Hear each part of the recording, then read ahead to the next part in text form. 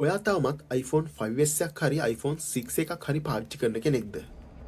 එහෙනම් මේ වීඩියෝ එක අනිවාර්යෙන් බලන්න. අවුරුදු 10කටත් වඩා පරණ මේ ෆෝන්ස් වලට අප්ඩේට් එකක් ඇවිල්ලා තියෙනවා. ඒ තමයි iOS 12.5.8 කියන අප්ඩේට් එක.